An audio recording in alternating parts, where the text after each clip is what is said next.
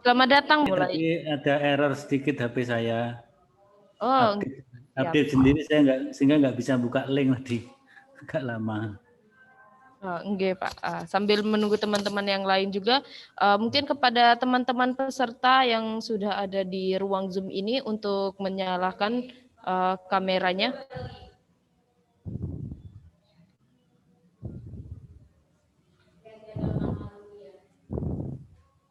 Maka kepada teman-teman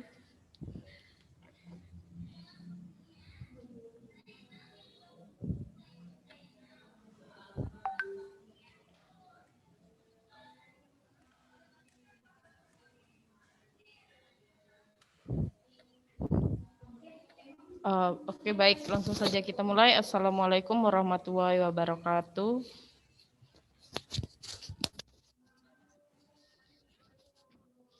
Sebelumnya selamat datang kepada pemateri kita pada malam hari ini, Bapak Dr. Samsul Hidayat, MAG, dan juga kepada teman-teman peserta Pondok Ramadan yang alhamdulillah masih bersemangat menjalani kegiatan sampai malam hari ini.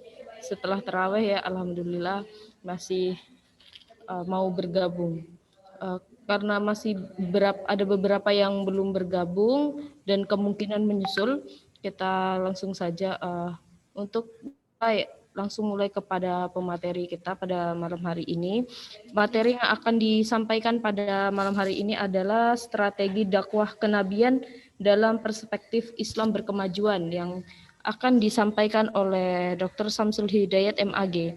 Beliau merupakan wakil Majelis Tabligh PP Muhammadiyah.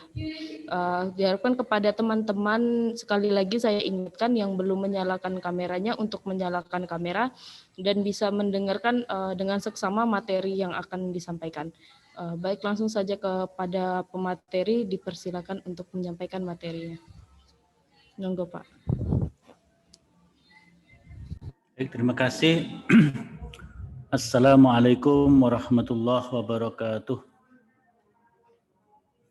Alhamdulillah. Suara saya bisa didengar ya? Bisa Bapak, jelas. Saya mungkin dijadikan co-host biar bisa share screen. Oh, enggak Pak.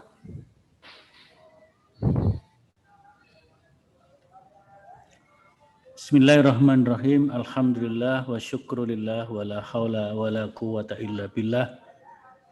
Amma ba'd. Qala ta'ala fi kitabil karim ya ayyuhalladzina amanu taqullaha haqqa tuqatih wa la tamutunna illa wa antum muslimun. Wa qala wal takum minkum ummatun yad'una ilal khair wa ya'muruna bil ma'ruf wa yanhauna 'anil munkar wa ulaika humul muflihun. Wa qala aidan ud'u ila sabili rabbika bil hikmati wal mau'izatil hasanati wajadilhum billati hiya ahsan. Inna rabbaka huwa a'lamu biman dhalla an sabilihi wa huwa a'lamu bil muhtadin.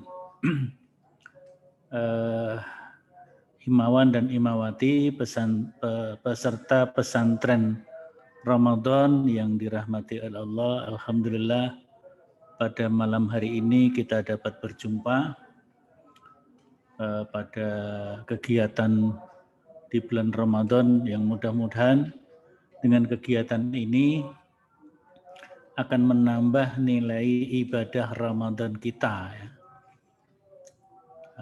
Salah satu amal yang utama di dalam Ramadan adalah, kalau di dalam himpunan putusan tarjih itu diantaranya adalah mudarasatul Quran. Mudarasatul Quran itu artinya mendalami pelajaran-pelajaran dari Al-Quran. Pelajaran-pelajaran dari Al-Quran itu ya segala ilmu yang bisa dikembangkan dari Al-Quran, termasuk yang kita kaji pada malam hari ini. Temanya sangat berat itu. Makanya tema yang berat itu saya buat supaya lebih ringan dia. Temanya kan strategi dakwah di masa kenabian dalam perspektif Islam berkemajuan. Ya, kita turunkan saja kepada strategi atau manhaj dakwah dan tabligh di Muhammadiyah gitu saja. Dan itu kan juga diambil dari strategi kenabian juga. Sudah kelihatan ya? Share screen-nya sudah kelihatan ya? Sudah, Bapak. Ya. Jadi strategi dakwah di masa kenabian itu oleh Muhammadiyah diaktualisasikan dalam bentuk manhaj, karena seluruh bangunan persyarikatan Muhammadiyah itu adalah dakwah, maka yang memiliki manhaj dakwah itu tentu adalah semua lini gerakan Muhammadiyah. Jadi kalau disebut manhaj dakwah, maka itu juga dilaksanakan oleh majelis tabligh sendiri, majelis tarjih apalagi, kemudian juga majelis-majelis yang lain seperti kesehatan, ekonomi, majelis pendidikan tinggi, kemudian lembaga-lembaga, ada lembaga pengembangan pesantren, ada lembaga pengembangan cabang dan ranting, ada lembaga zakat, infak dan sedekah atau lazismu, dan seterusnya, itu semua adalah bagian dari gerakan dakwah Muhammadiyah, sehingga semua manhaj dakwah dilaksanakan oleh seluruh lembaga, majelis, termasuk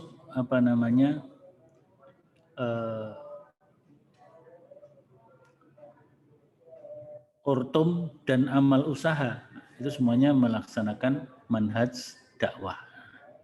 Nah, karena saya ada di majelis tabligh dan majelis tabligh itu menyusun manhaj tabligh, maka yang saya kemukakan di sini adalah manhaj tabligh. Nah, tagline yang dimiliki oleh majelis tabligh atau manhaj tabligh ya, atau gerakan tabligh kita, dan ini juga menjadi milik dari gerakan Muhammadiyah secara keseluruhannya. Yang pertama adalah mencerahkan, menggerakkan, dan menggembirakan. Memang dakwah Rasulullah SAW atau dakwah kenabian yang disebut di sini ya, mungkin kalau lebih keren lagi mungkin dakwah profetik ya. Dakwah profetik itu memang juga intinya adalah memberikan pencerahan, at-tanwir. Ya. Kalau dalam Al-Quran itu minaz zulumat ilan nur, yukhrijunahum minaz zulumati ilan nur, at-tanwir, mencerahkan. Kemudian menggerakkan ya seperti wal takum minkum ummatun yad'una ilal khair, itu menggerakkan. Kemudian menggembirakan, wabasyiril mu'minin, tabsyir, basyiron, tapi juga ada naziron. Nah itu memang inti dakwah atau sifat dakwahnya seperti itu. Sehingga kalau di dalam surat An-Nahl 125 yang saya baca tadi, ud'u ila sabili rabbika bil hikmah. Ajaklah semua manusia kepada jalan Rabbmu bil hikmah, dengan hikmah. Hikmah ini maknanya berbagai macam makna, tapi itu bisa dikolaborasikan berbagai macam makna itu. Ada yang memaknai seorang mufassir al-hikmah maknanya adalah Al-Quran. Berarti dakwah itu harus mengambil sumber dari Al-Quran. Tetapi ada yang mengartikan al-hikmah adalah ilmu. Berarti dakwah harus berbasis ilmu. Tapi juga ada yang mengartikan al-hikmah itu kebijaksanaan. Berarti dakwah harus dilaksanakan dengan penuh kebijaksanaan. Kemudian wal mau'izatil hasanah. Mau'izah hasanah, kalau hikmahnya tadi Quran, mau'izah hasanah adalah as-sunnah atau al-hadis. Tapi ada juga yang memaknai al-mau'izah al-hasanah itu ya nasihat yang baik.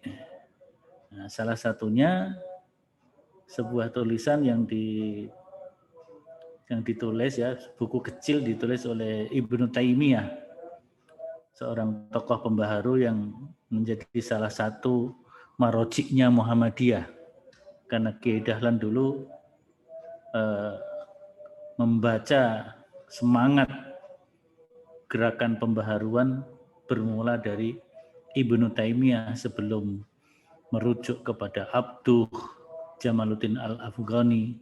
Beliau banyak membaca kitab-kitab dari Ibnu Taimiyah, terutama ketika beliau berangkat haji yang pertama dan kemudian berdomisili atau bermukim di Mekah kurang lebih 4-5 tahun. Dan itu beliau berangkat ketika berusia 14 tahun. Jadi 14 tahun berangkat sendiri, tidak diantar orang tua, tidak didampingi keluarga, beliau berangkat sendiri bersama jemaah haji yang lainnya. Zaman Belanda masih naik kapal laut, perjalanan dari Indonesia ke Saudi, ke Mekah itu ya bisa berminggu-minggu atau mungkin sampai 1 bulan atau lebih.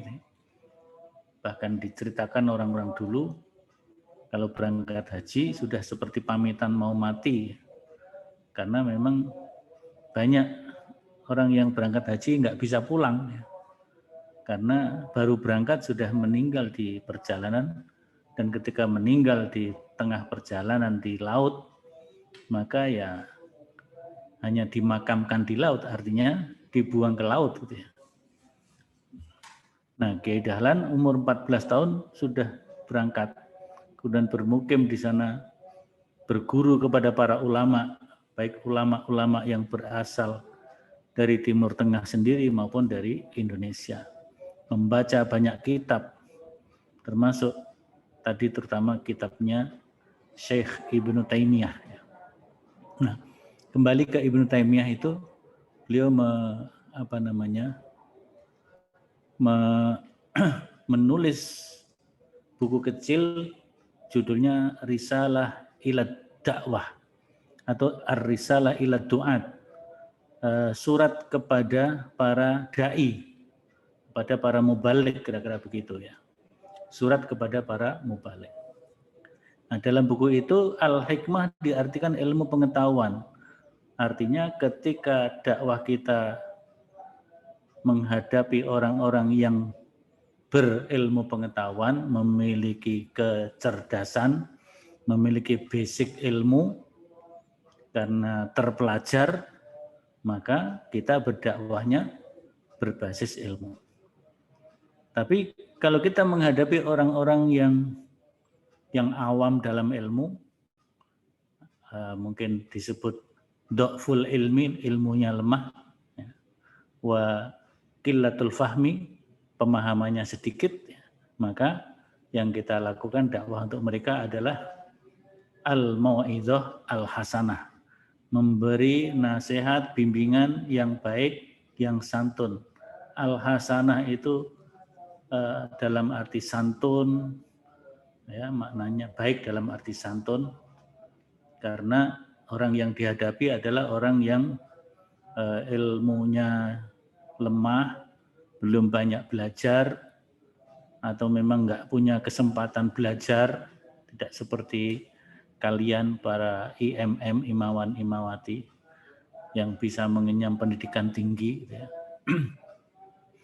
Tapi juga menggunakan wajadilhum billati hiya ahsan. Bermujadalah, berdebat. Maksudnya di sini adalah adu argumen. Jadi berdakwah juga dengan melakukan adu argumen, dan adu argumen itu harus dengan cara-cara yang lebih baik daripada orang yang kita hadapi. Kalau yang kita hadapi itu orang yang suka berbantah, suka berdebat, ya kita harus menyiapkan argumen-argumen di dalam berdebat yang lebih baik. Nah, itu kira-kira mencerahkan, menggerakkan, mengembirakan itu.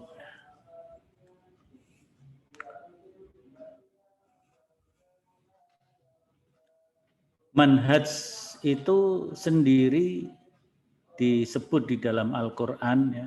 Misalnya di dalam surat Al-Ma'idah ayat 48, ya. Likullin ja'alna minkum syir'atan wa minhaja. Jadi manhaj itu bahasa Al-Quran. Jadi kalau disebut manhaj dakwah adalah strategi dakwah, tapi di dalamnya tidak sekedar strategi. Ya. Di dalamnya ada al-mabda. Jadi manhaj itu gabungan antara al-mabda. Al-mabda itu adalah prinsip-prinsip. Mabadi itu prinsip-prinsip, kemudian at-thariqah itu adalah cara atau metode, kemudian as-siyasah itu adalah strategi. Jadi bahasa Al-Quran dengan manhaj itu lebih komprehensif maknanya, ya. Jadi dia bermakna prinsip, bermakna jalan atau cara, dan juga bermakna siasat atau strategi. Jadi Allah menurunkan kepada kita, memberikan kepada kita itu manhaj itu, ya. Kita bisa menggunakan mabda atau prinsip-prinsip, menetapkan prinsip-prinsip dalam berdakwah sesuai dengan petunjuk Al-Quran. Maka di situ ketika berhadapan dengan berbagai macam manusia, disebutkan di situ fastabiqul khairat. Disebutkan walau sya'allahu la ja'alakum ummatan wahidah. Seandainya Allah mau, manusia itu dijadikan satu umat saja. Tapi Allah tidak begitu. Jadi Allah menjadikan umat itu bermacam-macam, ya, sifatnya. Dan itu menjadi tantangan dan ujian kita sebagai muslim, ya. Maka disebutkan itu walakil liyabluwakum fima atakum, kemudian ada fastabiqul khairat. Jadi kita berhadapan dengan umat lain harus bisa berfastabiqul khairat. Nah, manhaj itu juga bermakna atau berasal dari kata an-nahju. An-nahju maknanya adalah at-thariq al-wadih, jalan yang. Tapi kalau diurai tadi, manhaj itu tadi ada mabda, ada at-thariqah, ada as-siyasah. Tapi kalau manhaj itu sendiri dari kata an-nahju maknanya adalah at-thariqul wadih, jalan yang terang. At-thariqul wadih. Kita agak singkat saja, ya. Karena kalau dirinci satu-satu nanti nggak selesai. Ini slide-nya banyak tapi nggak saya baca semua, ya. Jadi al-minhaju at-thariqul wadihu wastanhaja at-thariqu sara nahjan. Jadi minhaj atau manhaj itu artinya adalah thariq, cara, jalan, metode. Torik itu kalau fisik kan jalan tuh, yang jalan ya jalan di depan kita itu ada jalan, itu torik itu jalan yang mungkin lebih kecil. Kalau jalan yang besar namanya syari. Jalan yang besar adalah syari. Nah, itu semuanya adalah an-nahju. Maka di dalam kamus Lisanul Arab itu wa nahajtu at-tariqa abantuhu audahtuhu yuqalu i'mal ala ma nahajtuhu. Jadi kalau dikatakan nahajtu at-tariq, telah aku jelaskan jalan, wa abantuhu, dan aku terangkan. Jadi disebut nahajtu artinya abantu, aku terangkan, wa audahtu, aku jelaskan. Sehingga i'mal ala ma nahajtuhu, maka kerjakan apa-apa yang telah aku jelaskan mengenai cara, prinsip, dan siasah tersebut. Dan ini kalau kepada seorang pemimpin kepada anak buah mengatakan seperti itu. Pemimpin harus bisa menjelaskan manhaj, yaitu prinsip, metode, dan siasah. Itu apa saja? Dakwah ya prinsip, metode, siasah dakwah. Kalau saudara sebagai seorang manajer dalam sebuah perusahaan, ya bagaimana seorang manajer, pemimpin ketika menggerakkan sesuatu usaha bisa memberikan penjelasan kepada anak buah itu sesuai dengan bidangnya masing-masing, apakah itu prinsipnya, apakah itu metodenya, mungkin metode dirinci lagi, nanti ada metode pendekatan, kemudian siasahnya, sehingga sebuah usaha menjadi sukses, menjadi berhasil. Kalau itu usaha dakwah, juga usaha dakwah menjadi berhasil. Kalau itu usaha, mungkin ada yang mengelola rumah sakit, mengelola usaha ekonomi, ya, usahanya juga menjadi berhasil, kira-kira seperti itu.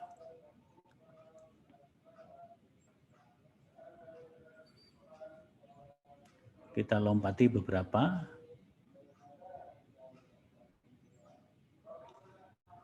Nah, kita langsung ke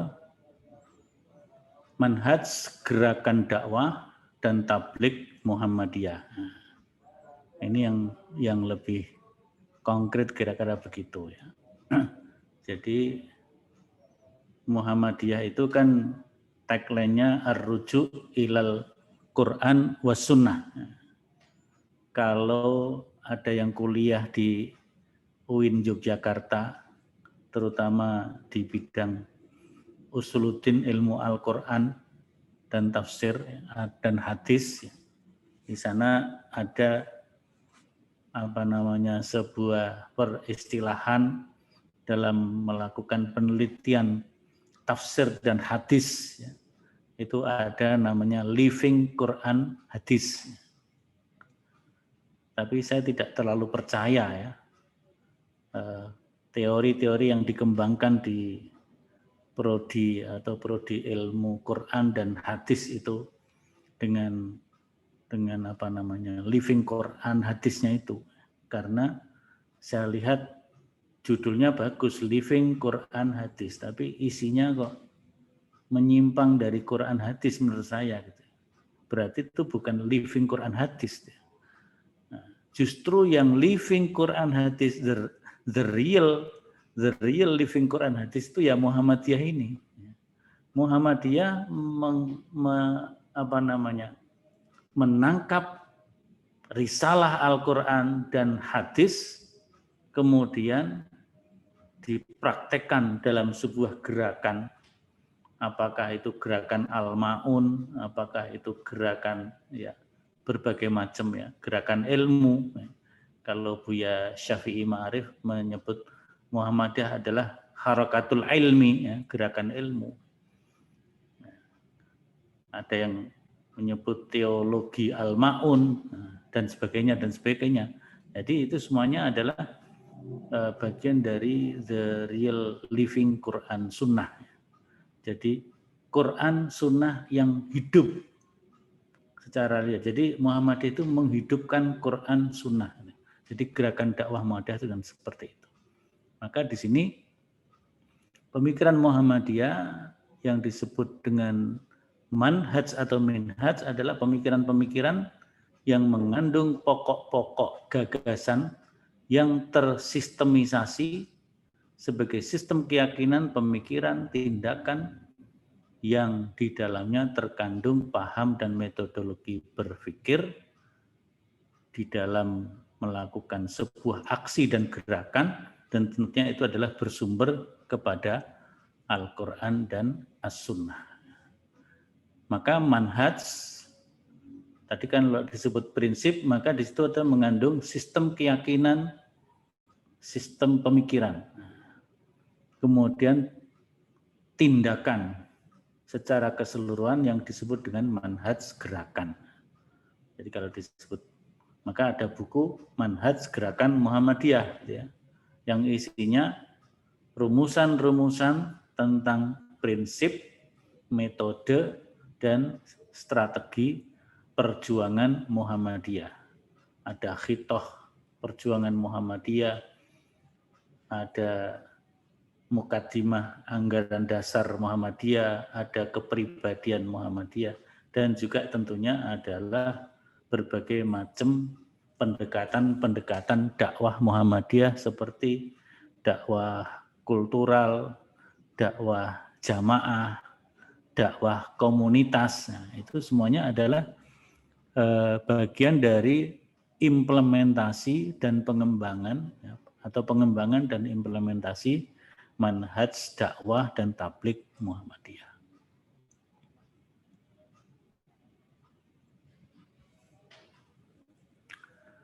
Nah, manhaj gerakan yang mengandung sistem keyakinan, pemikiran, dan pola tindakan berlaku secara konstitusional, resmi organisasi, ya, dan juga institusional, bersifat kelembagaan. Maka ada rumusan-rumusan yang dipandang sebagai sebuah konstitusi organisasi, ya, mulai dari muqaddimah anggaran dasar sampai anggaran dasarnya itu sendiri, kemudian juga putusan-putusan permusyawaratan Muhammadiyah yang hampir seluruhnya itu memang dirujukkan kepada nilai-nilai yang ada di dalam Al-Quran dan As-Sunnah, ya. Apalagi kalau itu menyangkut tuntunan keagamaan seperti yang dilakukan oleh Majelis Tarjih. Majelis Tabligh juga demikian. Maka Majelis Pendidikan, Kesehatan itu semuanya juga mengarah ke sana semua. Maka disebutkan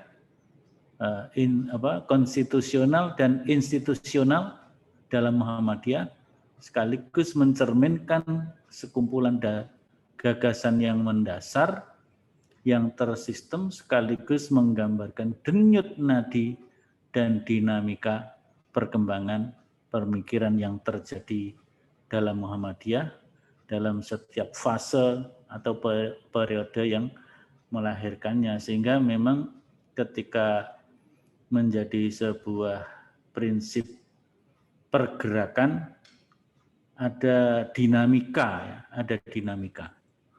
Kepemimpinan pada masa yang dulu-dulu, misalnya Kiai Haji Ahmad Dahlan, tentu akan berbeda dengan penerusnya Kiai Haji Ibrahim, Kiai Haji Hisham, ya, sampai Kiai Yunus Anis.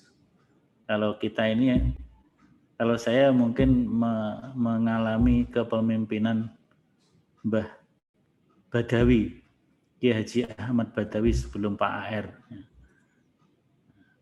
Ahmad Badawi, kemudian Kiai Ahmad Badawi selesai pada waktu muktamar di Makassar, kemudian digantikan oleh Kiai Fakih Utsman. Kiai Fakih Utsman hanya 1 minggu jadi ketua PP Muhammadiyah. Karena setelah muktamar seminggu kemudian beliau wafat. Diteruskan oleh Kiai A.R. Fakhruddin. Ini masing-masing punya tantangan yang berbeda, sehingga di dalam merumuskan khitoh perjuangan juga mengalami dinamika, meskipun prinsip-prinsip umumnya tetap dipertahankan tentunya ya. Tapi ketika menghadapi tantangan yang beragam, berbeda, maka strateginya menjadi ya dirubah, ada dinamikanya, begitu juga torikohnya, metodenya. Tetapi kalau mabda'nya tetap, prinsipnya tetap. Nah, ya miriplah dengan konstitusi negara kita ya. Pancasila itu kan dibagi dalam 3 tataran ya. Pertama yang paling tinggi adalah nilai, paling bawah mungkin ya, nilai-nilai dasar. Naik sedikit menjadi lebih rinci, namanya nilai-nilai instrumental. Nanti naik lagi menjadi yang lebih implementatif, praktis, namanya nilai-nilai praksis. Nilai praksis ini bisa berubah setiap waktu. Nilai instrumental juga mungkin saja berubah. Seperti sekarang ini kan ada upaya melakukan perubahan-perubahan, tetapi tidak memperhatikan instrumentalnya bagaimana, apalagi nilai-nilai dasarnya. Nah, saudara-saudara sebagai generasi muda melihat fenomena mutakhir ini, ada peta pendidikan, peta jalan pendidikan, roadmap pendidikan Indonesia 2025-2035 atau 2020-2035 yang menghilangkan apa itu? Agama, ya. Menghilangkan frase agama. Kemudian muncul lagi PP, peraturan pemerintah nomor 57 tentang standar nasional pendidikan. Itu menghilangkan mata pelajaran dan mata kuliah wajib, yaitu Pancasila, bahasa Indonesia, dan agama. Nah, ini kan melakukan perubahan di tataran nilai-nilai praksis, tetapi tidak memperhatikan nilai-nilai instrumentalnya, apalagi nilai-nilai dasarnya, itu tidak boleh. Jadi itu namanya manhaj itu seperti itu. Jadi manhaj ini satu kesatuan, maka meskipun nilai instrumental itu dinamis bisa berubah, tapi perubahannya jangan melangkai instrumental dan nilai-nilai dasar. Itu instrumentalnya sudah dilanggar itu oleh Mendikbud itu ya. Frase agama hilang, itu melanggar Undang-Undang Sisdiknas. Pelajaran wajib agama, Pancasila, dan bahasa Indonesia dihilangkan. Itu juga bertentangan dengan Undang-Undang Pendidikan atau Sisdiknas nomor 20 tahun 2003. Terlebih dengan Undang-Undang Dasar 45 dan Pancasila. Undang-Undang Dasar 45 itu dasar negara kita itu apa? Dasar negara Indonesia itu adalah ketuhanan yang Maha Esa. Kalau saudara baca pasal 29 UUD 45, negara berdasar kepada ketuhanan yang Maha Esa. Dasar negara Indonesia adalah ketuhanan yang Maha Esa. Kalau di pembukaannya, alinea keempat, maka disusunlah sebuah negara yang berdasar kepada ketuhanan yang Maha Esa, kemudian ditambah kemanusiaan yang adil dan beradab, persatuan, kerakyatan, sampai keadilan dan begitu. Itu adalah nilai-nilai dasar yang kemudian disebut dengan Pancasila. Tapi kalau di teks Undang-Undang Dasarnya tidak ada kata Pancasila itu ya. Ini perlu dikorek juga itu ya. Tidak ada kata Pancasila dalam Undang-Undang Dasar 1945. tetapi substansi isi daripada Pancasila itu sudah disebut dengan komplit di dalam pembukaannya, bahkan juga di dalam batang tubuh Undang-Undang Dasar 45.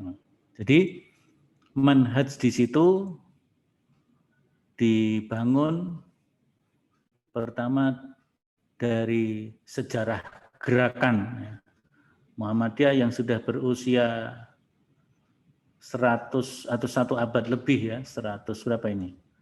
Ada 108 atau 109 perhitungan Masehi, 112 perhitungan Hijriah. Jadi sejarah gerakannya. Saya kira juga prinsip-prinsip perjuangan Islam universal secara mendunia itu juga dibangun dari bagaimana sejarah gerakan Islam. Kemudian juga falsafahnya, ideologinya, metodologi pemahaman Islamnya, kemudian dibangunlah sebuah manhaj yang menjadi platform pedoman agar tidak terjadi distorsi dan disorientasi gerakan. Jadi kalau kita lihat tema yang diangkat oleh panitia ya ketika majelis tabligh kemudian menyusun manhaj tabligh, ya itulah strategi dakwah di masa kenabian yang kemudian bagaimana diformulasikan dalam gerak dakwah atau prinsip-prinsip dakwah dan metodologi pendekatan dakwah di masa sekarang dengan prinsip tajdid. Islam berkemajuan ini kan prinsipnya landasannya adalah tajdid, dan tajdid dalam pandangan Muhammadiyah memiliki dua sisi yang mungkin kita sering mendengarnya. Yang pertama adalah sisi purifikasi, yang kedua sisi dinamisasi. Purifikasi dalam hal-hal yang bersifat baku, akidah, ibadah yang sifatnya baku itu purifikasi, pemurnian, termasuk juga memurnikan teks-teks ajaran Islam, matan ajaran Islam yaitu Al-Quran dan As-Sunnah itu harus betul dijaga kemurniannya. Begitu juga pengamalannya. Tetapi ketika pemahaman dalam aspek yang bersifat ijtihadiyah yang memungkinkan dinamisasi atau taghyir wal mutaghayyirat, maka tajdid dalam makna pengembangan, modernisasi, pembaharuan dalam arti yang sesungguhnya. Jadi ya membuat hal-hal yang baru selama tidak dalam masalah-masalah diniyah yang bersifat baku. Masalah-masalah diniyah ada yang dinamis juga ya. Prinsipnya misalnya kalau pakaian prinsipnya menutup aurat, maka modelnya bisa dinamis. Model Islam Indonesia berbeda dengan model Islam Arab dalam berpakaian, tapi prinsipnya sama, menutup aurat. Mungkin Muslim di Chinese juga begitu. Nah, kita sering memakai baju koko, itu baju koko bukan pakaian Islam, tapi pakaian dari Cina. Tapi baju koko itu mungkin ada prinsip menutup auratnya dapat, prinsip kesopanannya, kepantasannya dapat, maka kemudian diakui sebagai pakaian Muslim. Tapi kan tidak semua orang Islam memakai itu. Nah, ini bagian dari dinamika. Ya.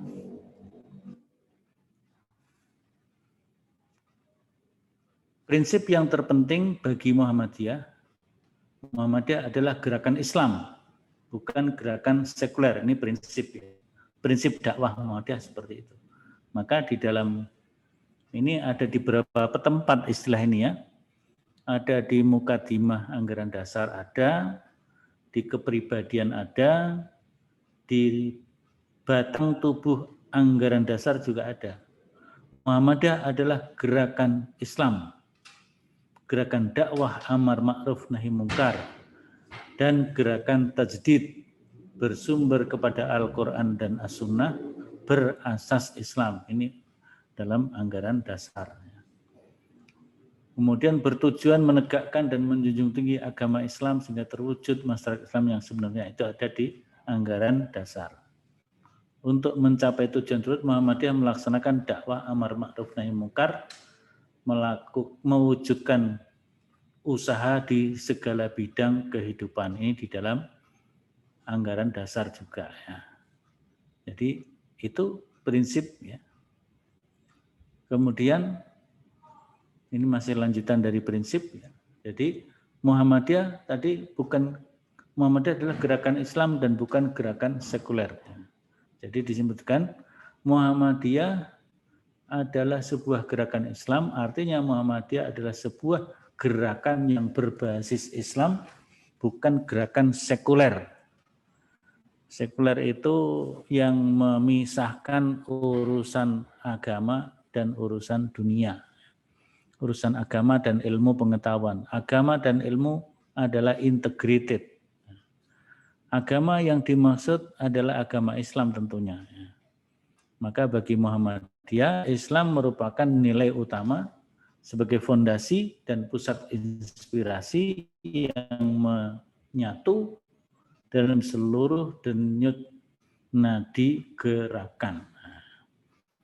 Dengan begitu juga Muhammadiyah berkeyakinan bahwa Islam adalah risalah yang dibawa oleh para nabi dan rasul, dari nabi yang pertama sampai nabi akhir zaman Muhammad sallallahu alaihi wasallam, yaitu agama Allah yang lengkap sempurna sebagaimana Al-Maidah ayat 3 itu al-yauma akmaltu lakum dinakum wa atmamtu alaikum nikmati wa raditu lakumul islam madina. Maka Islam mengandung ajaran berupa perintah, larangan, tetapi juga petunjuk-petunjuk untuk li solahil ibad dunyahum wa ukhrahum.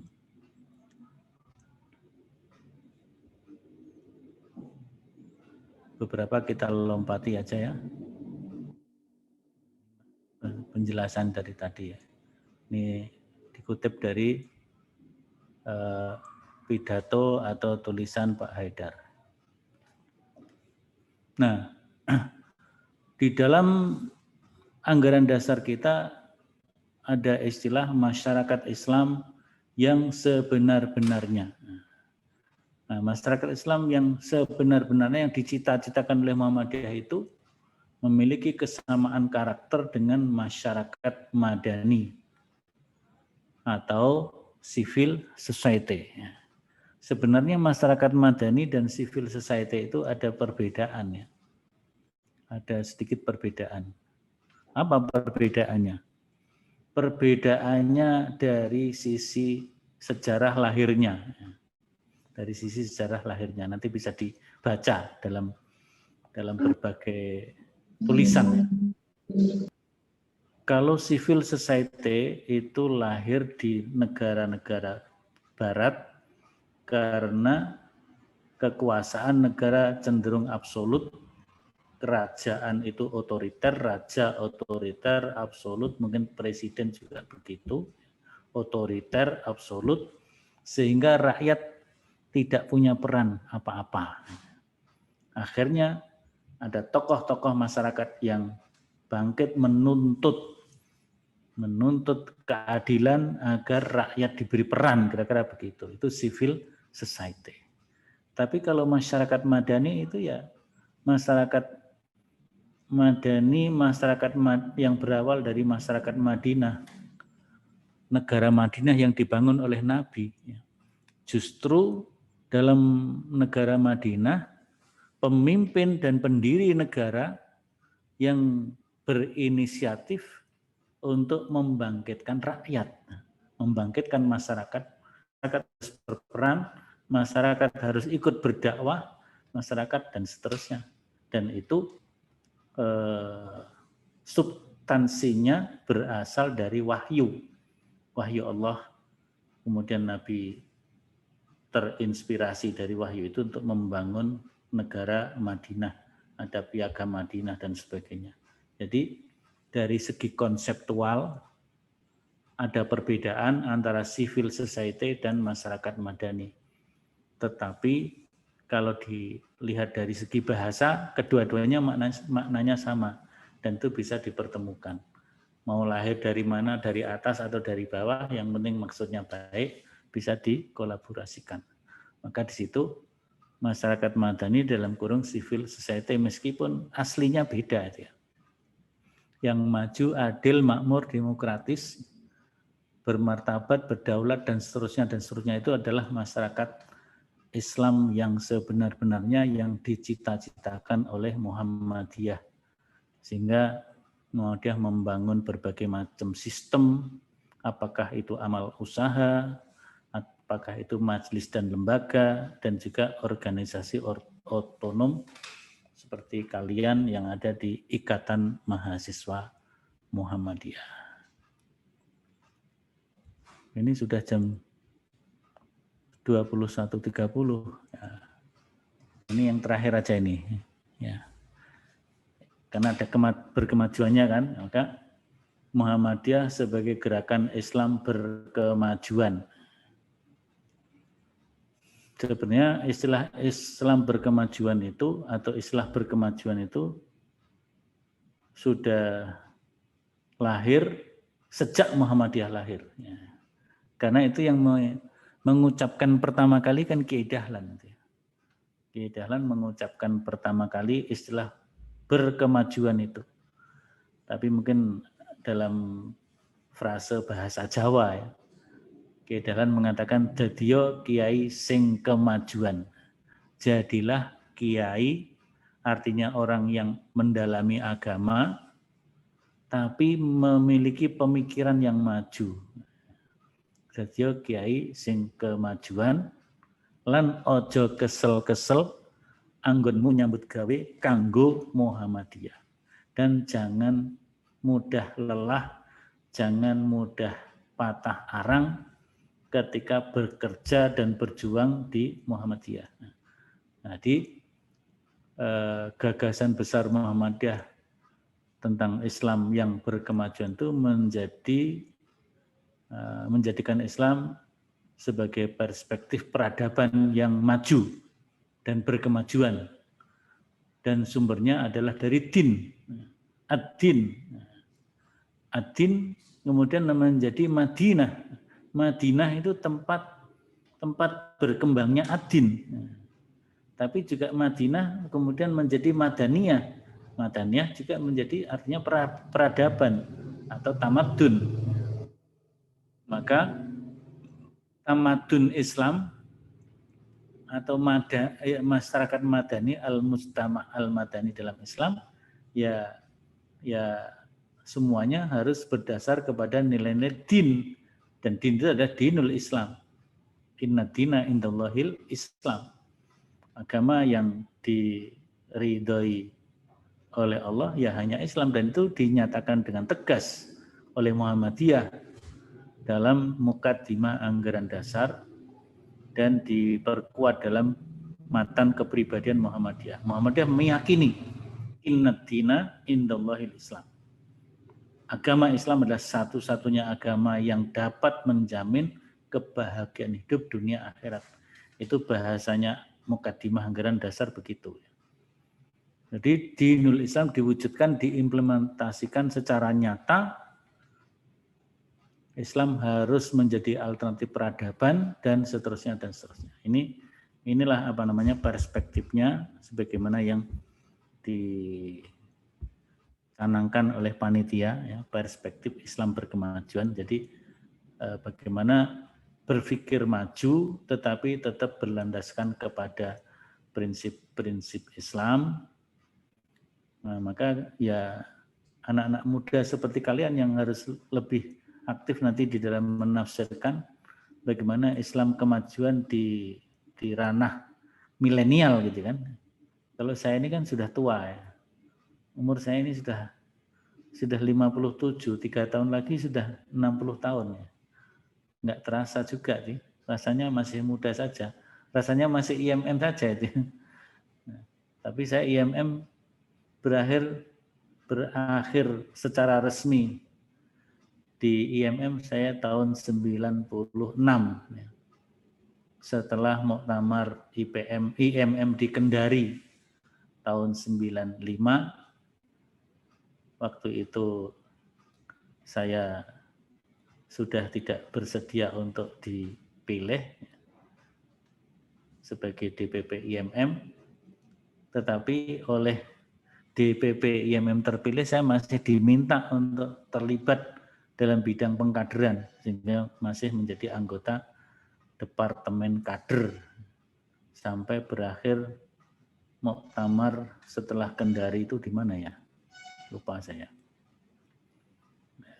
Muktamar tahun 98 atau 97 itu di mana? Nah, itu berakhir sudah. Saya tidak berada di IMM lagi.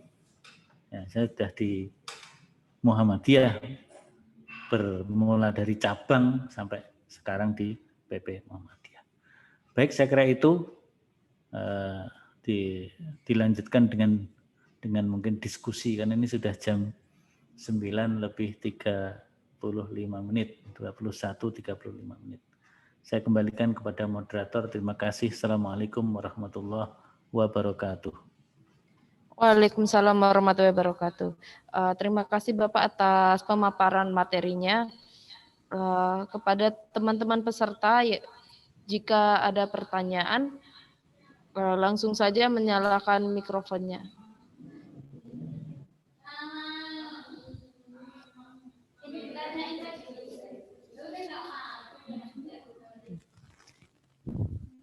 Ayo langsung saja kepada teman-teman yang ingin bertanya.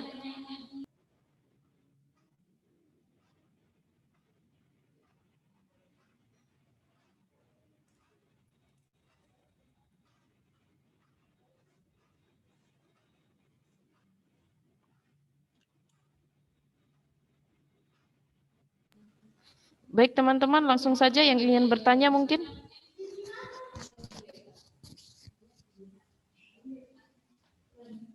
Ini jauh-jauh ini pesertanya ya. Ada dari Lamongan.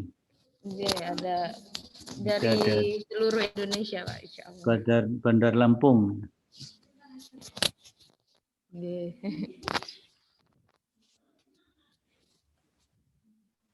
Bandar Lampung itu dulu tokohnya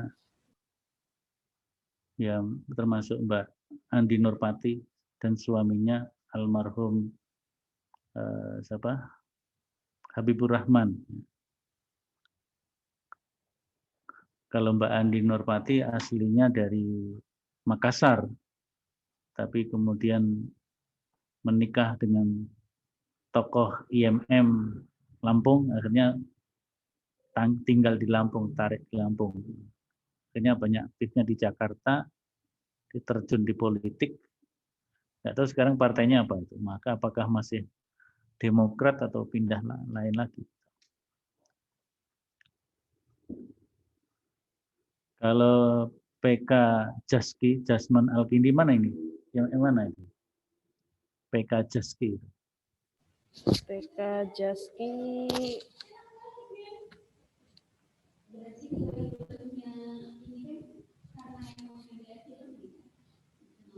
PK Jaski dari Salatiga, Pak. Oh, Salatiga.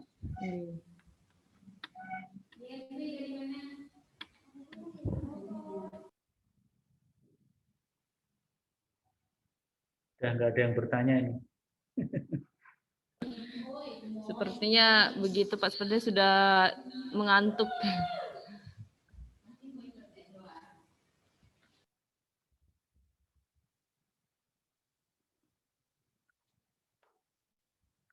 Di room chat juga nggak ada ya.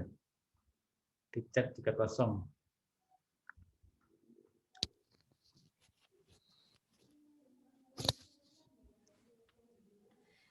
Nggak ada yang bertanya ya ini. Atau mungkin sedang memikirkan pertanyaan.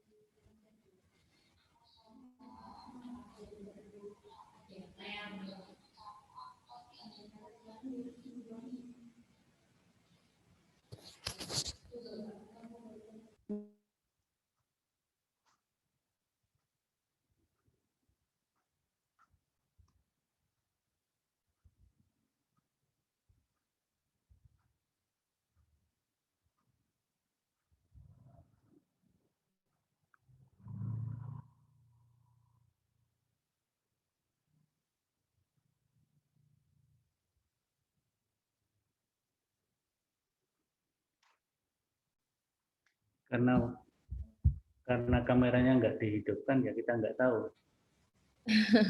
pada Iya, aktif apa enggak. Saya pernah mengisi sebuah muktamar ITMI, Ikatan Tunanetra Muslim Indonesia. Karena kan kalau tunanetra kan nggak kelihatan dia memperhatikan apa enggak, kan semuanya dalam tanda petik merem semua gitu ya. Saya ngomong aja ini kira-kira didengar apa enggak. Tapi alhamdulillah setelah dibuka tanya jawab ternyata aktif semua, ternyata memperhatikan mereka. Walaupun tunanetra tapi punya perhatian yang tinggi terhadap. Ramai itu yang bertanya. Padahal saya sudah khawatir ini kalau hanya mendengar suara, nggak lihat orangnya yang bicara, kira-kira ngantuk apa enggak. Karena kan kelihatannya ngantuk semua, karena kan matanya merem semua dalam tanda petik, nggak bisa. Tapi ternyata mereka tidak merem. Ya, monggo kalau ada yang mau menyampaikan, tidak hanya pertanyaan, tapi mungkin pandangan. Baik, mohon izin boleh, Pak? Iya, silakan. Iya, mohon maaf saya nggak on cam karena memang ini baru saja pulang dari kota. Bismillahirrahmanirrahim. Assalamualaikum warahmatullahi wabarakatuh. Waalaikumsalam. Perkenalkan Bapak, saya Novita Dwi Nuridaya, biasanya dipanggil Novita dari PJIMM Kabupaten Lamongan. Yang ingin saya tanyakan atau yang selama ini saya lihat secara pribadi, bahwasanya yang terjadi dengan umat Islam sekarang itu dalam konteks masjid ya Bapak. Dalam konteks masjid itu pada saling membangun masjid gitu, saling berbondong-bondong pembangunan. Tetapi untuk isi atau orangnya sendiri itu jarang sekali yang dimanfaatkan, bahkan digunakan gitu. Bahkan masih banyak juga di daerah-daerah terpencil itu masjid yang kosong, nggak ada orangnya, nggak ada penghuninya, bahkan sampai dengan ini sudah tidak digunakan kembali. Nah, hal-hal yang seperti ini sebenarnya analisis Bapak secara pribadi itu bagaimana melihat seorang muslim atau mukmin di era sekarang ini yang melakukan seperti itu, ya mungkin memang salah satunya adalah untuk menarik supaya banyak jamaah, supaya banyak anak-anak muda yang ke masjid gitu. Tetapi kami pribadi sebagai anak muda jarang sekali menginjakkan kaki di masjid. Karena apa? Masjid sendiri ya Bapak, dalam artian masjid yang di tempat tinggali. Dalam artian saya di desa nih, nah saya itu karena jarang pulang, jadi jarang banget di masjid desa sendiri gitu. Bahkan lebih sering kayak yang ketika jalan kemana, terus nanti mampir di masjid mana gitu. Jadi lebih banyak tahu bahwasanya banyak masjid-masjid besar itu yang kosong. Nah, sebenarnya hal yang seperti ini bagaimana sih Bapak gitu. Terima kasih. Ya, itu mestinya kalau gerakan seperti gerakan Muhammadiyah, memang sempat juga masjid-masjid Muhammadiyah itu ada yang terbengkelai. Tapi ketika masjid yang terbengkelai itu diambil orang, kita marah-marah. Maka ya itu sebenarnya tidak boleh terjadi.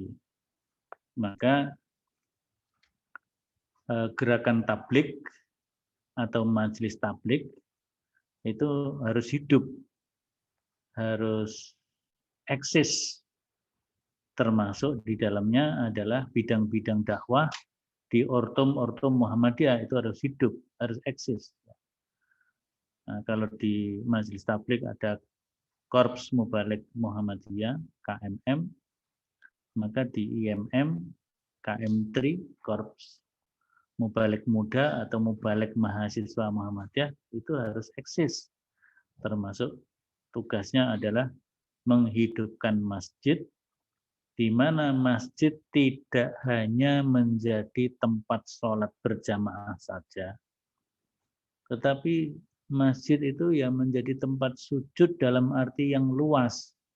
Sujud kepada Allah itu ya artinya menjadi peradaban, pusat aktivitas yang seluruh aktivitas itu adalah dalam rangka tunduk kepada Allah. Sujud ini kan sebenarnya simbol dari ketundukan. Kalau wong Jawa namanya sungkem. Sungkem kepada orang tua. Ya, kalau misalnya ada upacara manten itu kan, manten kakung putri, laki perempuan, kemudian sungkem kepada orang tua. Ada kalanya dalam sungkem itu minta didoakan, minta restu supaya hidupnya nanti baik. Tapi juga ada kalanya memohon maaf kepada kedua orang tua dan seterusnya. Nah, maka aktivitas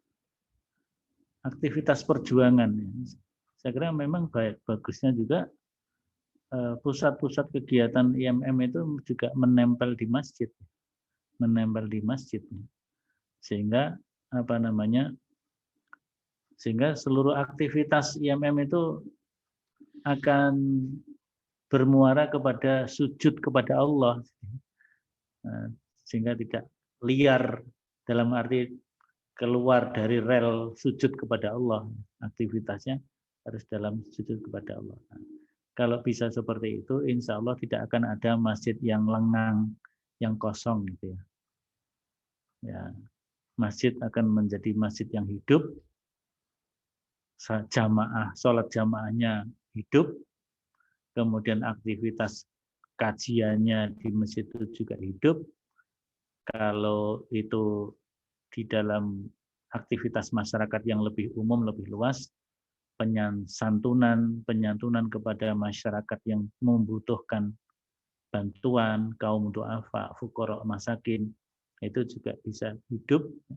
Karena masjidnya hidup, otomatis nanti infaknya, sedekahnya, zakatnya hidup. Kalau salah satu anggota Majelis Tabligh PP itu yang juga menjadi sekretaris eksekutif majelis, yaitu Mas Ananto, mungkin kalian kenal, yang biasa menangani PM3, pelatihan Mubalik Muda Muhammadiyah itu. Dia menggerakkan apa yang disebut dengan eko masjid. Jadi masjid itu menjadi pelopor untuk membangun lingkungan hidup yang baik. Kemudian ada lagi sedekah sampah. Masjid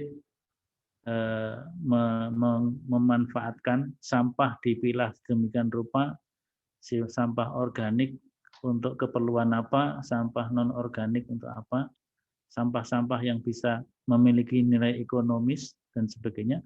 Akhirnya justru sampah itu menghasilkan secara ekonomi dan itu bisa memberdayakan masjid, termasuk menyantuni jamaah masjid yang perlu santunan, bisa santunan pendidikan, santunan ekonomi yang lainnya. Jadi insya Allah kalau kemasjidan itu ada aspek manajemennya atau idarohnya baik, aspek kepemimpinannya, imamahnya baik, kemudian juga aspek aktivitasnya atau amaliyahnya baik, ya tentu apa yang disinyalir oleh Mbak Novita tadi, masjid-masjid Muhammadiyah tidak seperti itu, mestinya seperti itu.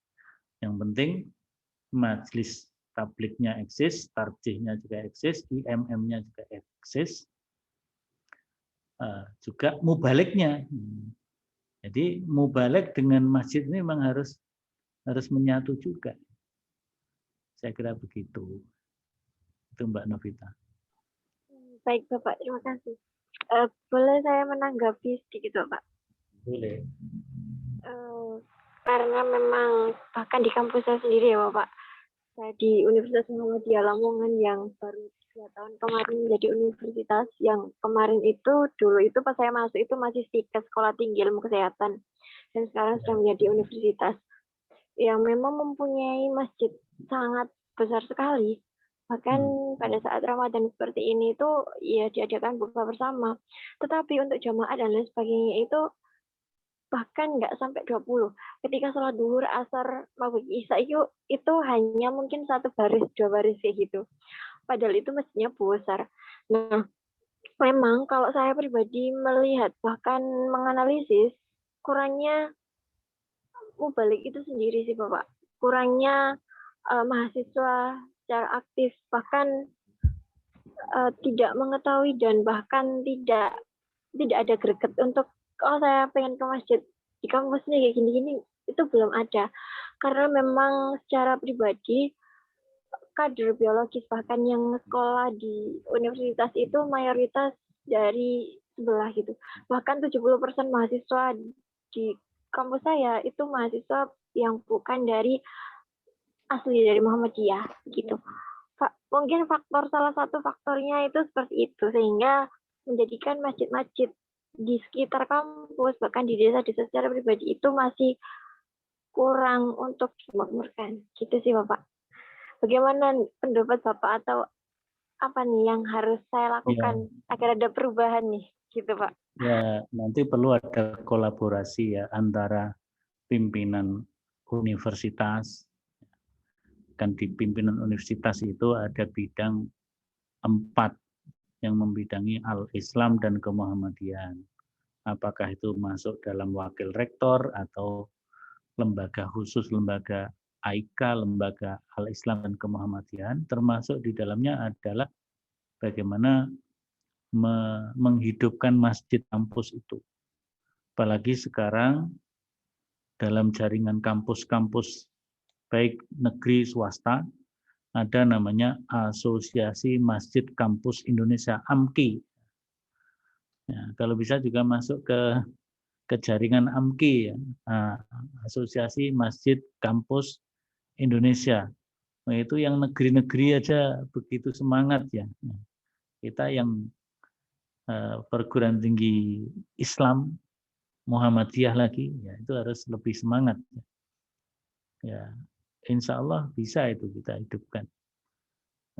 Kalau di UMS tempat saya itu kita punya setiap komplek kampus ada masjid. Kampus 1 ada masjid namanya Masjid Fadlur Rahman yang dulu didirikan oleh Pak Jasman. Kampus 2 ada Masjid Hajjah Sudalmiah Rais yang itu mengambil nama tokoh yaitu ibunya Pak Amin Rais, salah satu pendiri UMS. Alhamdulillah masjidnya ramai semua itu ya.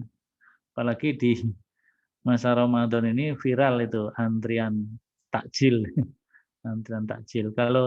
Kalau tarawihnya memang sementara masih kita batasi, tapi ya tidak kurang dari 3-4 baris itu yang hadir. Tapi kalau masa normal seperti sebelum pandemi dulu ya banyak yang hadir. Karena mahasiswa semuanya berada di lingkungan kampus. Kalau sekarang banyak mahasiswa yang pulang kampung karena kuliahnya online, sehingga memang jamaahnya tidak sebanyak, dan memang ada aturan dari pemerintah daerah, masjid hanya boleh diisi maksimal 50% dari kapasitas masjid.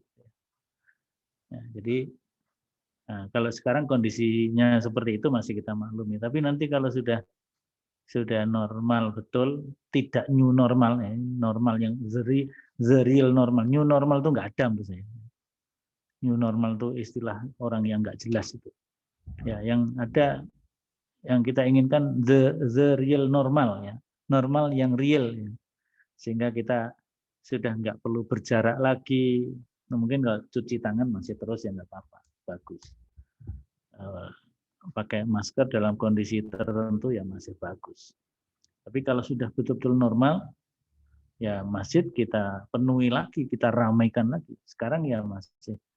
Nah, maka kemudian kegiatannya, kegiatan Ramadan ini kalau di kampus UMS itu yang jamaah taraweh tiap malam tetap ada, tapi nanti kita programkan sudah mulai awal Ramadan kemarin,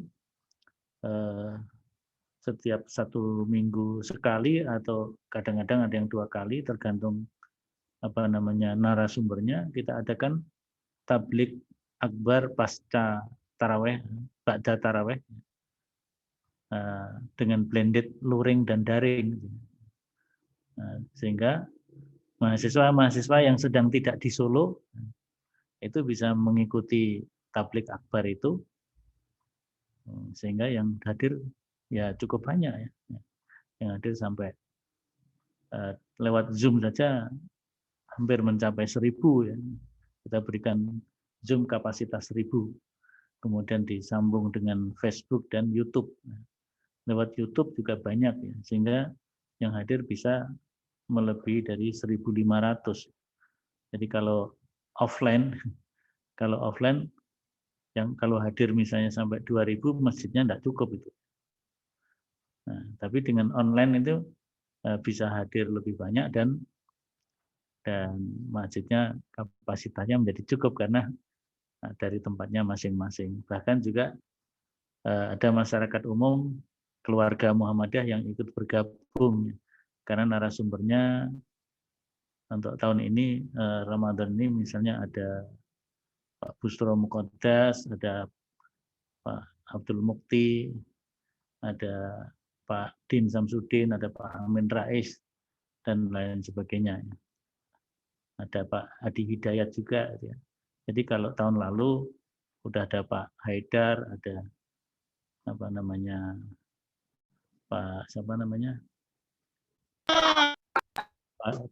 Agus Taufikur Rahman. Jadi itu bisa menarik orang mahasiswa untuk ikut berpartisipasi dalam aktivitas masjid ketika dalam kondisi yang masih pandemi ini secara online. Sudah offline, nanti kita ada gerakan cinta subuh itu ya, setiap seminggu sekali di luar Ramadan. Kalau sudah normal, itu yang hadir setiap cinta subuh tidak kurang dari 2.000 sampai 2.500. Kerjasama dengan mentoring Al-Islam dan Kemuhammadian. Jadi dengan begitu kita terlihat ya masjid itu hidup, masjid itu ramai. Nah, di UMY, di UAD saya lihat juga begitu. Monggo nanti Lamongan bisa. Yang masjidnya tadi katanya Mbak Novita Gede tadi kan, besar ya, masjidnya besar itu, ya, monggo diramaikan. Nah, kalau masalah mahasiswanya 70% dari sebelah, semuanya sama saya kira ya. Di UMS itu mahasiswa-mahasiswa baru itu kalau kita tes pesolatan, bacaan sholat itu semuanya bacaannya Allahu Akbar Kabiro. Tapi ketika mentoring kita berikan ini alternatif bacaan, ya, kemudian mereka setelah mendengar wawasan kemuhammadian, ya ada perubahan-perubahan. Meskipun mungkin perubahannya berapa persen, tapi ada perubahan. Insya Allah mereka juga menjadi pejuang-pejuang Islam, termasuk pejuang Muhammadiyah. Karena banyak juga aktivis IMM yang berasal dari keluarga Nahdlatul Ulama. Ya. Keluarganya berangkat masuk pertama kali ke UMS itu masih Nahdlatul Ulama, tapi telah mengenal Muhammadiyah. Bahkan ada yang membawa keluarganya jadi Muhammadiyah semua, itu ada juga. Karena mereka tertarik dengan cara pikir di dalam mengamalkan Islam dari Muhammadiyah. Saya kira begitu ya. Baik Bapak, berarti lebih ditekankan dengan metode dan strateginya ya Bapak. Iya, betul. Oke. Terima kasih Bapak, terima kasih banyak. Karena kolaborasi dengan bidang IK. Oke, Bapak. Baik Pak, ini di kolom chat ada yang bertanya dari PCIMM Kulon Progo, Imawati Suyati. Beliau bertanya berkaitan dengan gerakan Islam berkemajuan, kemudian juga tidak melupakan nilai-nilai Pancasila sebagai dasar bernegara. Teringat konsep Islam wasatiyah, apakah Muhammadiyah juga mengedepankan ini? Dan bagaimana implementasi yang mungkin sudah ada hingga menjadikan Muhammadiyah tetap eksis di gerakan Islam tabligh? Terima kasih. Ya, baik. Jadi Muhammadiyah itu kan menjadi salah satu pendiri negara ini. Otomatis juga Muhammadiyah itu menjadi salah satu perumus ideologi negara yang kemudian disebut dengan Pancasila. Tokoh utamanya yang kita nggak pernah lupakan adalah Ki Bagus Hadikusumo. Meskipun sekarang ini belum ditemukan makam beliau itu di mana. Jadi makamnya hilang. Makamnya hilang. Ya nggak apa-apa lah sudah itu. Ya. Tetapi jasa-jasanya tidak pernah hilang. Baik jasa bagi Persyarikatan Muhammadiyah maupun jasa bagi negara. Beliau itu kan tokoh kunci ketika perbincangan tentang Pancasila mengalami deadlock ya, deadlock. Yaitu dulu Pancasila itu kan dirumuskan dalam sebuah titik temu dari berbagai cara pikir anak bangsa. Ada yang cara pikir Muslim, cara pikir nasionalis, cara pikir mungkin berlandaskan agama-agama di luar Islam ya. Kemudian disepakati bersama, lahir namanya Piagam Jakarta. Jakarta Charter, di mana Pancasila sila pertama berbunyi ketuhanan dengan kewajiban menjalankan syariat Islam bagi pemeluknya. Itu sudah merupakan titik temu kalimatun sawa dari berbagai macam pola pikir yang ada di tokoh-tokoh pendiri bangsa ini.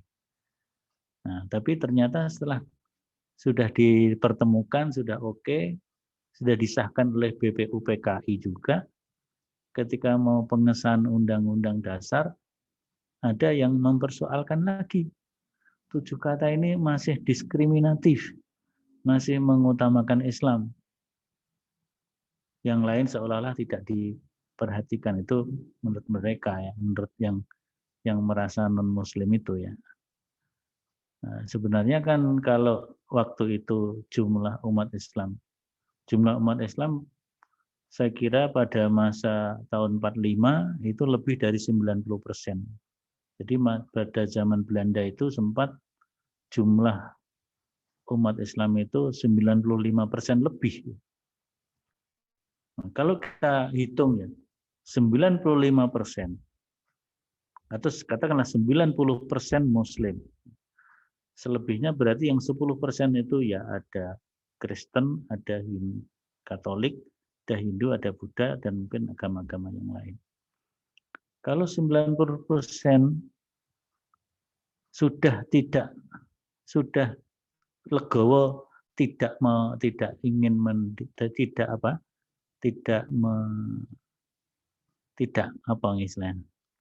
tidak ngeyel, tidak berambisi untuk menjadikan Indonesia sebagai negara Islam, tapi dalam sila pertama itu ada kata-kata kewajiban menjalankan syariat Islam bagi pemeluknya. Itu kan sebenarnya sebuah kewajaran ya.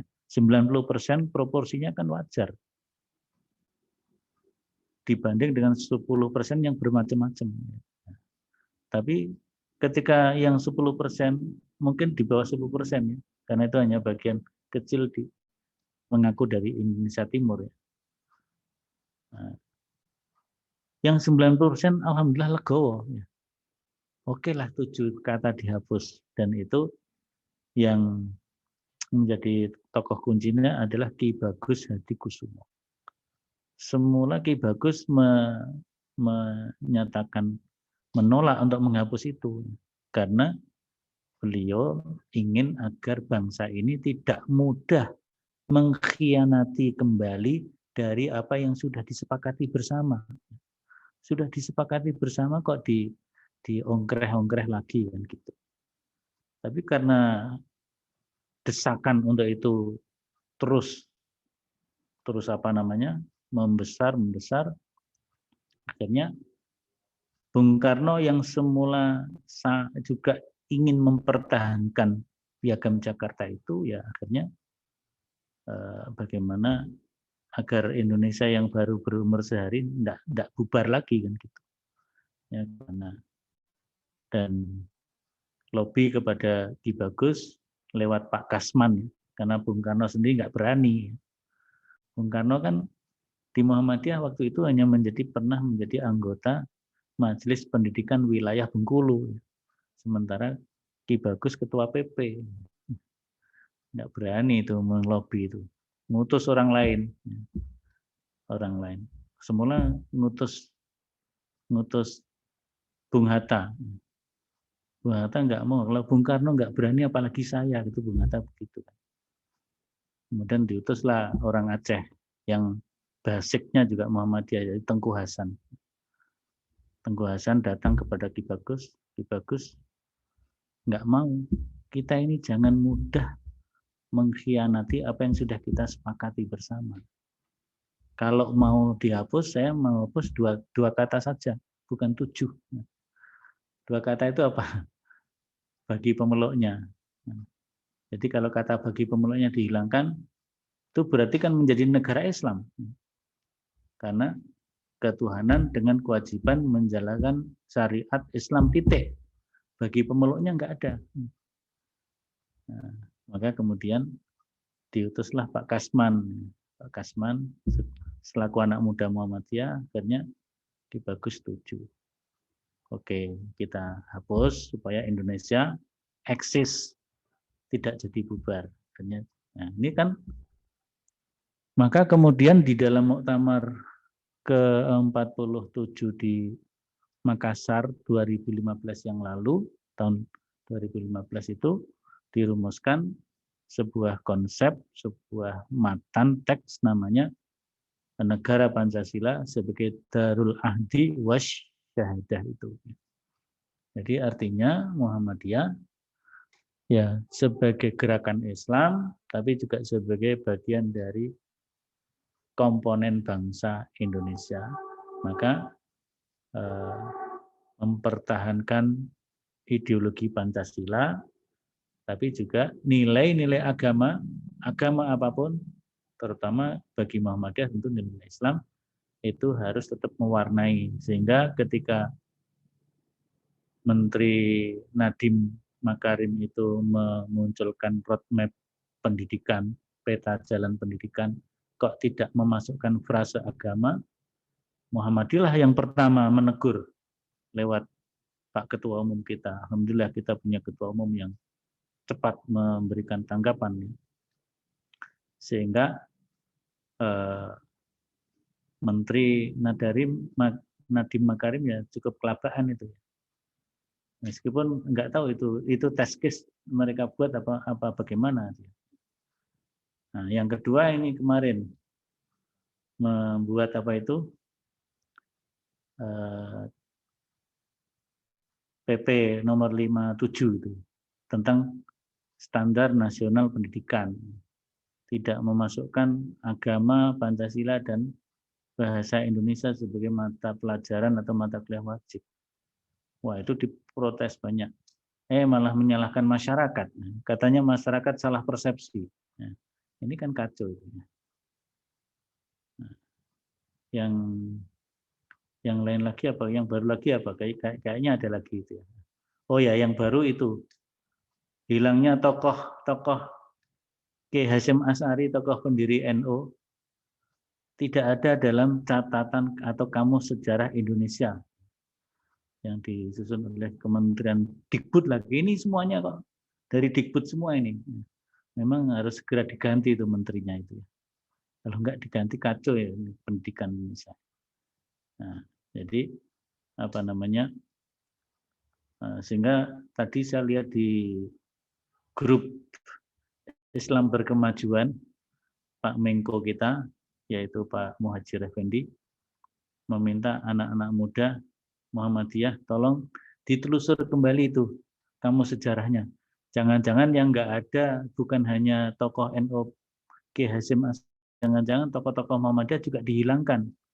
Bahkan peran Muhammadiyah, peran Islam dihilangkan juga. Tolong ditelusuri.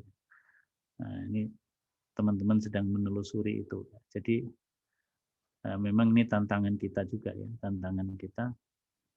Mungkin memang sudah ya KGB itu, komunis gaya baru itu memasuki relung-relung kehidupan bangsa, termasuk memasuki naskah-naskah penting, apakah itu roadmap, apakah itu peraturan pemerintah, apakah itu kamus sejarah, nanti apalagi.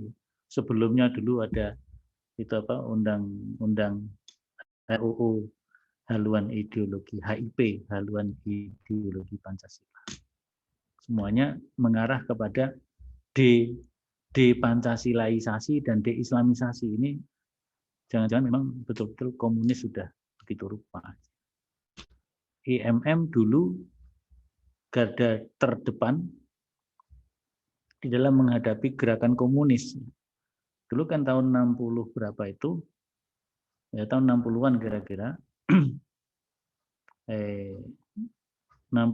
ya, 64 lebih menuju antara 64 sampai 65. Itu kan PKI meminta Bung Karno agar membubarkan HMI. HMI dibubarkan. Tapi Pak Jasman dan kawan-kawan dari IMM langsung menghadap Bung Karno agar HMI tidak dibubarkan. Jadi HMI harus terima kasih kepada IMM. IMM itu mengusulkan, meminta Bung Karno agar teguh pendirian jangan sampai membubarkan HMI hanya karena diminta oleh PKI. Dan Bung Karno akhirnya memang tidak jadi membubarkan HMI. Nah, itu cerita Pak Jasman. Saya pernah dapat cerita langsung dari Pak Jasman. Ngobrol-ngobrol malam-malam ketika dulu ada semi loka pengkaderan di UMS. Setelah acara selesai itu ngobrol-ngobrol halakoh gitu ya dengan Pak Jasman, dengan Pak Sudipyo Markus dan sebagainya. Saya kira gitu ya. Yang dari Mbak Suyati.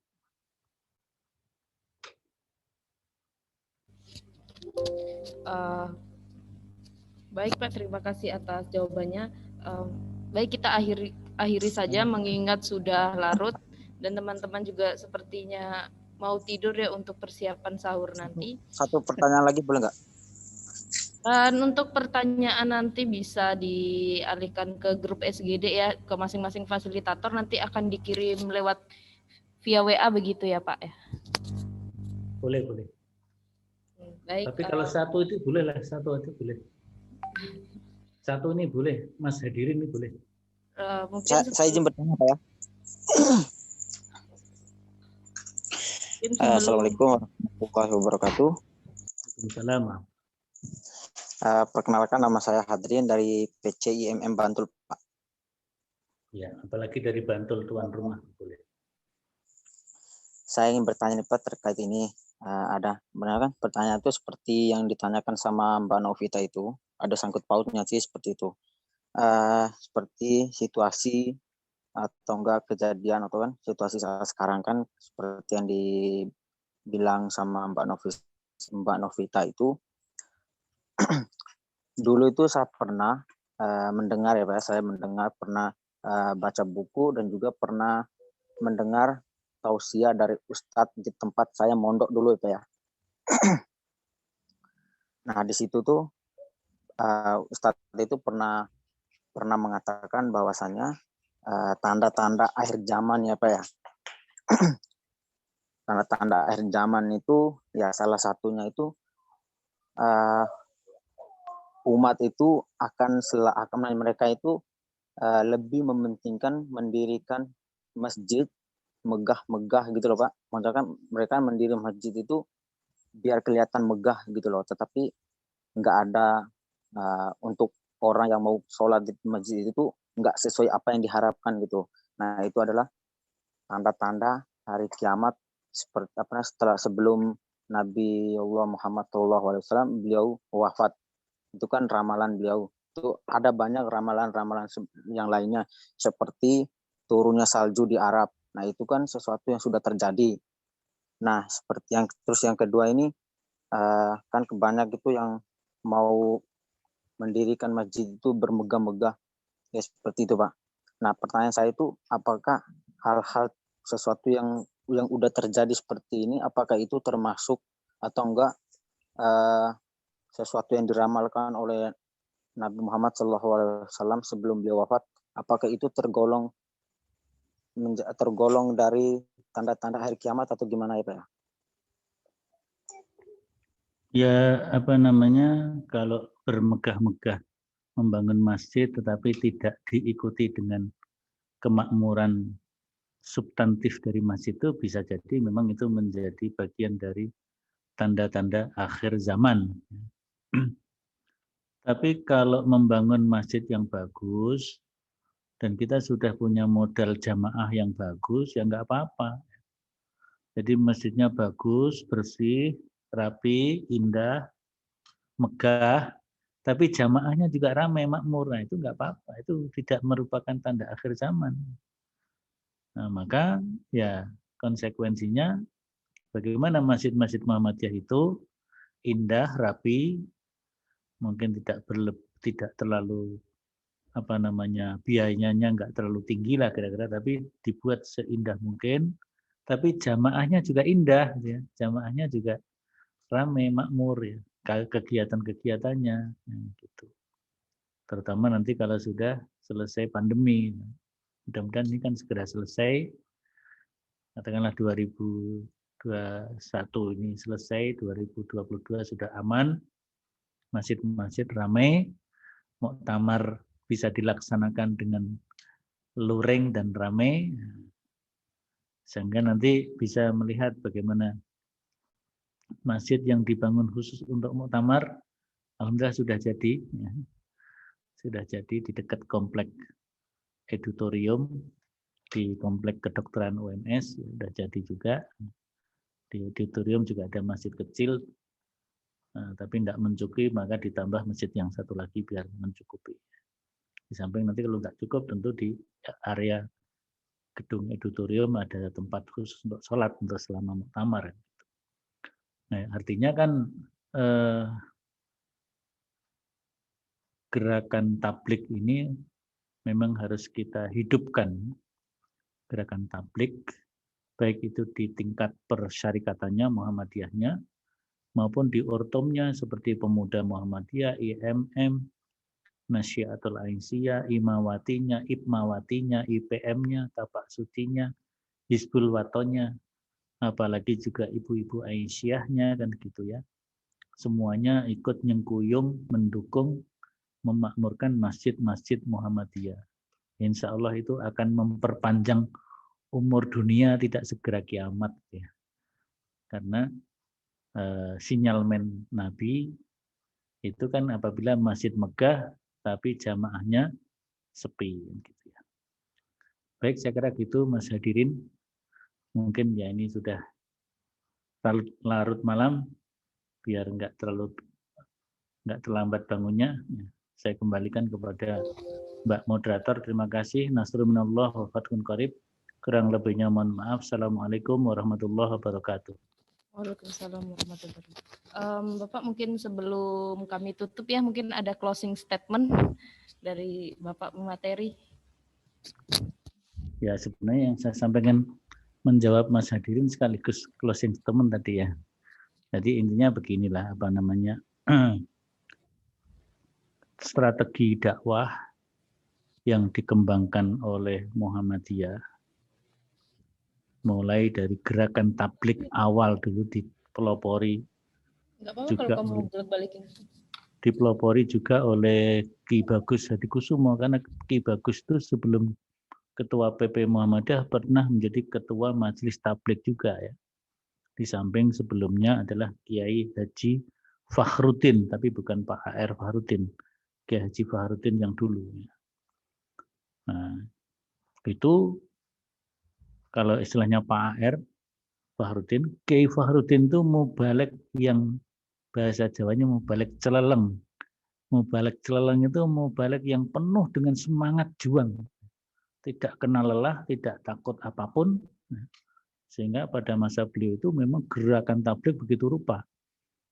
Masjid-masjid Muhammadiyah hidup, Baitul Mal berpusat di masjid, kajian-kajian berpusat di masjid, sehingga santunan terhadap kaum du'afa juga berpusat di masjid. Artinya masyarakat merasakan kehadiran masjid itu.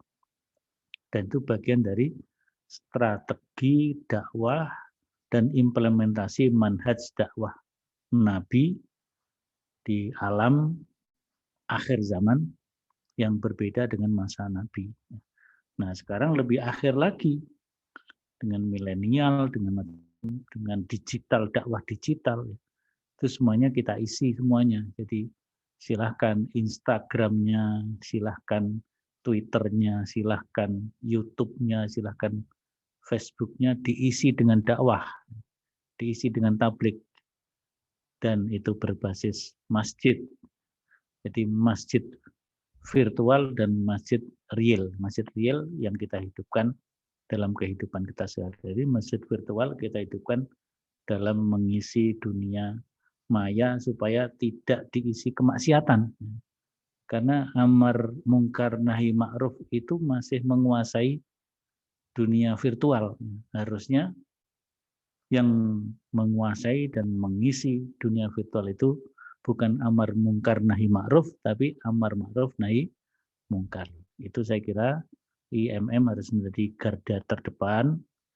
Ya, saya ingatkan juga sekitar tahun awal-awal reformasi memang IMM itu agak redup ya, sehingga masjid-masjid kampus Muhammadiyah diduduki dalam tanda petik karena IMM nggak mau ke masjid, maka diisi oleh anak-anak yang lain.